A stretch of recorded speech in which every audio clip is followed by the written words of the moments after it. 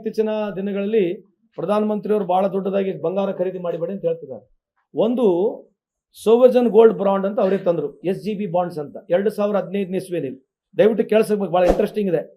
SGB ಬಾಂಡ್ನಲ್ಲಿ ಪ್ರಧಾನಮಂತ್ರಿಯವರು ಸ್ವತಃ ಬಂದು ಇಡೀ ಭಾರತ ದೇಶಕ್ಕೆ ಜನತೆಗೆ ಅಡ್ರೆಸ್ ಮಾಡಿ, ನೀವು ಸೋವರ್ಜನ್ ಗೋಲ್ಡ್ ಬಾಂಡ್ನಲ್ಲಿ ಇನ್ವೆಸ್ಟ್ಮೆಂಟ್ ಮಾಡ್ರಿ ಅಂತ ಹೇಳಿ ಪ್ರತಿದಿನ ಬಹಳಷ್ಟು ದೊಡ್ಡ ಪ್ರಮಾಣದಲ್ಲಿ ಪಬ್ಲಿಸಿಟಿ ಮಾಡಿದ್ರು.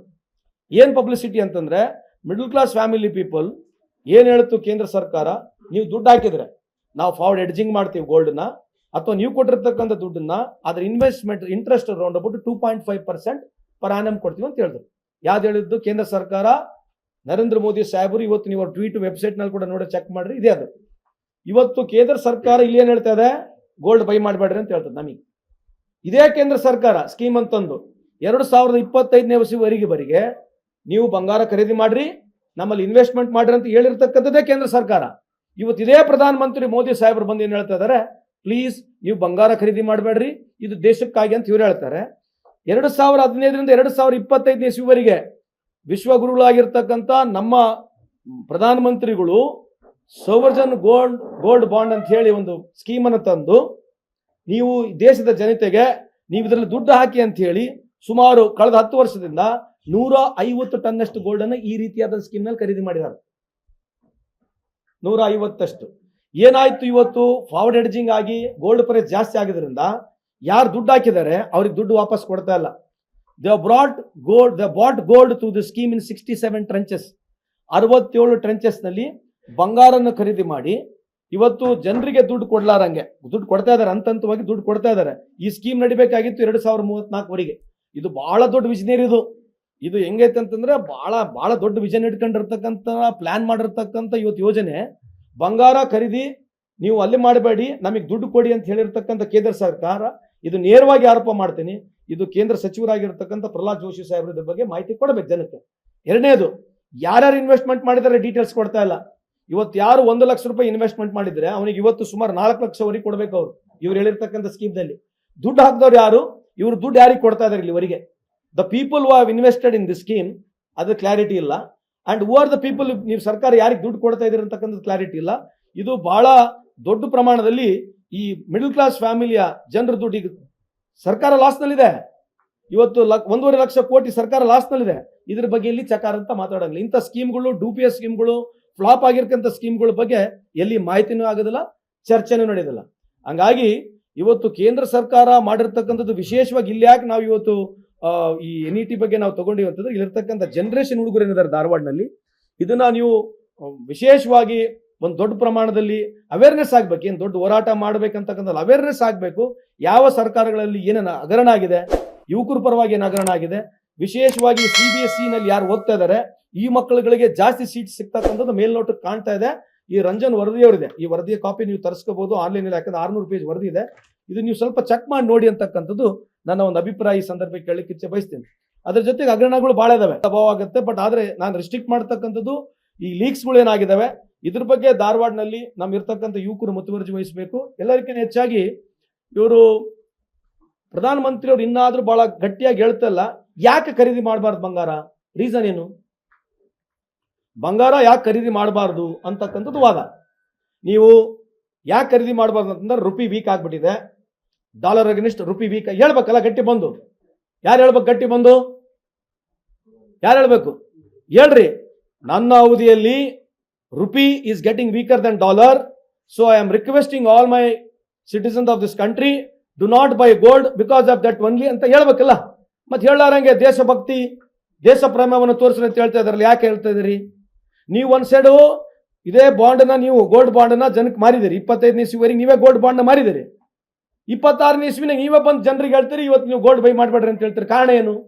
ಇವತ್ತು ಮನಮೋಹನ್ ಸಿಂಗ್ ಅವ್ರ ಕಾಲ ಸರ್ಕಾರದಲ್ಲಿ, ಎಲ್ಲ ಸರ್ಕಾರದಲ್ಲಿ ರುಪಿ ಬೀಳುತ್ತೆ. ಪ್ಯಾಟೆಯವರೇ, ಎಲ್ಲ ಸರ್ಕಾರದಲ್ಲಿ ರುಪಿ ಬೀಳುತ್ತೆ.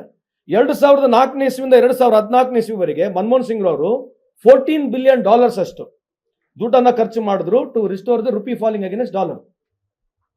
ಎಲ್ಲ ಸರ್ಕಾರಗಳಲ್ಲಿ ಇದಕ್ಕೆ ಸಹಜ ಇದೆ. ಯಾವಾಗ ಸರ್ಕಾರದ ರುಪಿ ಬೀಳ್ತಾ ಇರುತ್ತೆ, ನಮ್ಮ ಹತ್ರ ಏನು ಫಾರಿನ್ ಎಕ್ಸ್ಚೇಂಜ್ ಇರುತ್ತೆ ಅದನ್ನ ನಾವು ಮಾರ್ಕೆಟ್ಗೆ ಹಾಕಿ ಖರೀದಿ ಮಾಡ್ತೀವಿ. ಅದು $14 ಬಿಲಿಯನ್ ಮನಮೋಹನ್ ಸಿಂಗ್ ಅವರು ಖರ್ಚು ಮಾಡಿದ್ದಾರೆ. ನಮ್ಮ ವಿಶ್ವಗುರು ಇವರು ಕಾಲದ ಅವಧಿಯಲ್ಲಿ 10 ವರ್ಷದಲ್ಲಿ ಸುಮಾರು 80ರಿಂದ $100 ಬಿಲಿಯನ್ ಖರ್ಚು ಮಾಡಿದ್ದಾರೆ. ಈ spent 5 times more than Manmohan Singh ಸರ್ಕಾರ. ಇದ್ರ ಬಗ್ಗೆ ಎಲ್ಲಿ ಚರ್ಚೆ ಆಗ್ಬೇಕು? ನಾವು ಮಾತಾಡಿದ್ರೆ ಸಂತೋಷ್ ಲಾ ಟ್ರಂಪ್ ಬಗ್ಗೆ ಮಾತಾಡ್ತಾನೆ, ಮತ್ತೆ ಯಾವ ದೇಶದ ವಿಚಾರಗಳಲ್ಲ. ಇವ್ರು ಬಂದು ನಲ್ಲ ಗಟರ್ ರಸ್ತೆಗಳ ಬಗ್ಗೆ ಮಾತಾಡ್ಬಿಟ್ರೆ ಗ್ರೇಟಾ? ಮತ್ತೆ ದೇಶ ಅಂದಮೇಲೆ ಪ್ರತಿಯೊಂದು ಪ್ರಶ್ನೆ ಕೇಳ್ತಕ್ಕಂಥ ಎಲ್ಲರಿಗೂ ಅವಕಾಶ ಇದೆ. ಇದು ಸಾರ್ವಜನಿಕರ ವಲಯದಲ್ಲಿ ಬಹಳ ಚರ್ಚೆ ಆಗ್ಬೇಕು. ಯಾಕಂದ್ರೆ ನೆಕ್ಸ್ಟ್ ಜನರೇಷನ್ ಇರತಕ್ಕಂಥ ಯುವಕರು come across the political party, ಬಿಜೆಪಿನಲ್ಲಿರ್ತಕ್ಕಂಥ ಯುವಕರಿಗೆ ಮನಿ ಮಾಡಿರ್ತಕ್ಕಂಥ ನೀವು ನಿಮ್ಮ ಪಾರ್ಟಿಯಲ್ಲಿ ಚರ್ಚೆ ಮಾಡ್ರಿ, ಅದ್ರಿಗೇನು ತೊಂದರೆ ಇಲ್ಲ. Dissent is essence of democracy. ನಾನು ಅದೇ ಪಾರ್ಟಿಗಿದ್ರು ಕೂಡ ಇದ್ರ ಬಗ್ಗೆ ಚರ್ಚೆ ಮಾಡಬೇಕು, ಇದ್ರ ಬಗ್ಗೆ ಡಿಸೆಂಟ್ ಆಗ್ಬೇಕಂತದ್ದೇ ಪ್ರಜಾಪ್ರಭುತ್ವ ವ್ಯವಸ್ಥೆ. ಸೊ ನಾವು ಯಾವುದೇ ಪೊಲಿಟಿಕಲ್ ಪಾರ್ಟಿಗೆ ಅಟ್ಯಾಚ್ಮೆಂಟ್ ಇದ್ರು ಕೂಡ ಈ ಪ್ರಶ್ನೆಗಳು ನಿಮ್ಮ ಪೊಲಿಟಿಕಲ್ ಪಾರ್ಟಿಲಿ ನೀವು ಕೇಳಿ ನೋಡ್ರಿ.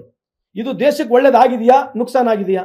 ಇವತ್ತು ಉದಾಹರಣೆಗೆ ಇವತ್ತೇನು ಈ ಡಾಲರ್ ಬಗ್ಗೆ ಬಹಳ ದೊಡ್ಡ ಪ್ರಶ್ನೆ ಮಾಡ್ತದೆ. ಯಾಕೆ ನರೇಂದ್ರ ಮೋದಿ ಸಾಹೇಬ್ರು ಡೋಂಟ್ ಬೈ ಗೋಲ್ಡ್ ಅಂತ ಹೇಳ್ತಿದಾರೆ ಅಂತಂದ್ರೆ, comparatively other currencies in South East Asia, comparatively all other countries currencies are far better stronger than Indian currency. ಕಳೆದ 14 ವರ್ಷದಲ್ಲಿ ಬೇರೆ ಸೌತ್ ಈಸ್ಟ್ ಏಷ್ಯಾನಲ್ಲಿ ನೀವು ಕಂಪೇರ್ ಮಾಡ್ರಿ. ನೀವು ಶ್ರೀಲಂಕಂದು ಎಲೆಂಕಿ ಅವ್ರ ರೂಪಿ ಇದೆ, ನೀವು ಥೈಲ್ಯಾಂಡ್ ಬಾತ್ ಇದೆ, ಬಾಂಗ್ಲಾದೇಶದ ಟಾಕಾ ಇದೆ, ನಿಮ್ದು ಅಫ್ಘಾನಿಸ್ತಾನ್ದು ಅಫ್ಘಾನ್ ಇದೆ, ನಿಮ್ದು ಚೈನಾದು RMB ಇದೆ. ಇವಕ್ಕೆಲ್ಲ ನೀವು ಕಂಪೇರ್ ಮಾಡಿ ನೋಡಿದ್ರೆ ಇವತ್ತು ಅಫ್ಘಾನಿಸ್ತಾನ ಇರ್ತಕ್ಕಂಥ currency is much more stronger then us. ಇವತ್ತು ಬಾಂಗ್ಲಾದೇಶ ಇರ್ತಕ್ಕಂಥ GDP ಏನು ಪರ್ ಕ್ಯಾಪಿಟಲ್ ಇನ್ಕಮ್ ಅಂತ ಹೇಳ್ತೀವಿ, ಅದು $2,900 ಇದೆ. ಇವತ್ತು ನಾವು $2,800 ಇದೀವಿ. ಇವನ್ನೆಲ್ಲ ಚರ್ಚೆ ಆಗ್ಬೇಕು. ಇದನ್ನ ಟೀಕೆ ಮಾಡ್ತಕ್ಕಂಥದ್ದು ವಾಸ್ತವಾಂಶನ ಟೀಕೆ ಮಾಡಬೇಕು.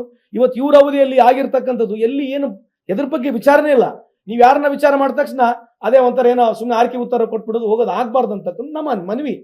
ಬಿಕಾಸ್ ಸಮ್ವೇರ್ ಯಾವುದೋ ಒಂದು ತರ್ಕಬದ್ಧವಾದಂಥ ಚರ್ಚೆಗಳು ಆಗಬೇಕು.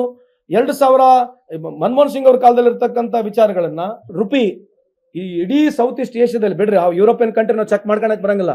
ಏಷ್ಯಾನಲ್ಲಿ ಇರ್ತಕ್ಕಂಥ weakest currency today is Indian rupee. ಅದು ಸಾಧನೆ ಮಾಡಿರ್ತಕ್ಕಂಥ ಹೆಗ್ಗಳಿಕೆ ಇರ್ತಕ್ಕಂಥ ಪ್ರಧಾನಮಂತ್ರಿ ಮೋದಿ ಸಾಹೇಬ್ರಿಗೆ ಈ ಪ್ರಶ್ನೆ ಇದೆ. ಅದಕ್ಕಾಗಿ ಅವ್ರು ಬಂದು ಹೇಳ್ತಾ ಇದ್ದಾರೆ ನೀವು ಇವತ್ತು ಖರೀದಿ ಮಾಡ್ಬೇಡ್ರಿ ಅಂತ ಹೇಳಿ. ಎರಡನೇದು ರಾತ್ರಿ ಬಂದು 10% ಇವತ್ತು ಡ್ಯೂಟಿಗೆ ಹಾಕ್ತಾರೆ. ಯಾವ್ದ್ರಿ 1 ಗಂಟೆಗೆ ಸರ್ಕಾರ ಕೆಲಸ ಮಾಡ್ತೀವಿ ದೇಶದಲ್ಲಿ? ಇದ್ರಲ್ಲಿ ಏನಾಗ್ತದೆ, ಇಂಟ್ರಾ ಟ್ರೇಡಿಂಗ್ ಮಾಡ್ತಾ ಇದ್ದಾರೆ ಜನರು. ಯಾರು ಇದು ಒಳಗಿನ ಮಾಹಿತಿ ತಗೊಂಡು ಇವತ್ತು ನೀವು ನೋಡಿ ಕಳೆದ 1 ದಿನದಲ್ಲಿ ಗೋಲ್ಡ್ ಬಿಸ್ಕೆಟ್ಸ್ ಜಾಸ್ತಿ ದೊಡ್ಡ ಪ್ರಮಾಣದಲ್ಲಿ ಖರೀದಿ ಆಗಿದೆ. ರೀಸನ್ ಏನಂತಂದ್ರೆ inner information is already there that 10% today ನಿಮ್ದು 5% ಜಾಸ್ತಿ ಆಗುತ್ತೆ ಅಂತ ಹೇಳಿ ನೀವು ಖರೀದಿ ಮಾಡಬೇಡ್ರಿ ಅಂತ ಹೇಳ್ತೀರಿ. ಮತ್ತೆ 10% ನೀವು ಜಾಸ್ತಿ 5% ಜಾಸ್ತಿ ಮಾಡ್ತೀರಿ ರೇಟ್. ಮತ್ತೆ ಈಗ ಜನ ಯಾರೇ ತಗೊಂಡ್ರು ಕೂಡ ನಿಮ್ಗೆ ಅಷ್ಟೇ ದುಡ್ಡು ಬರುತ್ತೆ. Again is buying there only. ಇದು ಯಾರಿಗೆ ಅನುಕೂಲ ಆಗುತ್ತೆ, ಯಾರಿಗೋಸ್ಕರ ಅನುಕೂಲ ಮಾಡ್ತಿದ್ದಾರೆ ಅಂತಕ್ಕಂಥದ್ದು ಮಾಹಿತಿ ಇಲ್ಲ. ನೀವೇ 2015ರಿಂದ 2025ನೇ ಇಸ್ವಿವರೆಗೆ ಬಂಗಾರವನ್ನ ಗೋಲ್ಡ್ ಬಾಂಡ್ ಮುಖಾಂತರ ಪರ್ಚೇಸ್ ಮಾಡಿ ಅಂತ ಹೇಳಿರ್ತಕ್ಕಂಥ ಈ ದೇಶದ ಪ್ರಧಾನಮಂತ್ರಿ ನರೇಂದ್ರ ಮೋದಿ ಅವರು ಇದ್ರ ಬಗ್ಗೆ ಉತ್ತರ ಅವರು ಕೊಡಬೇಕು. ಇದನ್ನ ಕಡ್ಡಾಯವಾಗಿ ಕೇಳಿ. ಸೊ ಹಂಗಾಗಿ ಓವರ್ ಆಲ್ ಇವತ್ತು ಇಂಡಿಯನ್ ಸಿಚುವೇಶನ್ ನೀವು ನೋಡ್ತಾ ಇದ್ರೆ ಯಾವುದೇ ರೀತಿಯಾದಂಥ ನೀವು ಬೇರೆ ದೇಶದ ನಮ್ಮ ಹೋಲಿಕೆ ಮಾಡ್ಕೊಂಡು ನೋಡಿದ್ರೆ ರುಪಿಗಳಿಗೆ ಡಾಲರ್ಗೆ we have become the one of the weakest currency. ಅದು ಯಾವಾಗ 2014ನೇ ಇಸ್ವಿಯಿಂದ 2026ನೇ ಇಸ್ವಿವರೆಗೆ dollar also is one of the weakest position ಇದೆ. ಡಾಲರ್ ಏನು ಬಹಳ ಸ್ಟ್ರಾಂಗ್ ಇಲ್ಲ. ಮೊದಲೇನು ಡಾಲರ್ ಸ್ಟ್ರಾಂಗ್ ಇತ್ತು ಹಂಗೆ ಸ್ಟ್ರಾಂಗ್ ಇಲ್ಲ. ಗ್ಲೋಬಲ್ ಮಾರ್ಕೆಟ್ನಲ್ಲಿ ಡಾಲರ್ ವೀಕ್ ಇದ್ರು ಕೂಡ ನಾವು ನಮ್ಮ ರುಪಿಗೆ ಡಾಲರ್ ಕಂಪೇರ್ ಮಾಡಿ ನೋಡಿದ್ರೆ V have become the one of the weakest currency. ಇದ್ರ ಬಗ್ಗೆ ಚರ್ಚೆ ಇಲ್ಲ. ಇವತ್ತು ನೀವು ರ್ಯಾಂಕಿಂಗ್ ಆಗಿ ಬರ್ರಿ.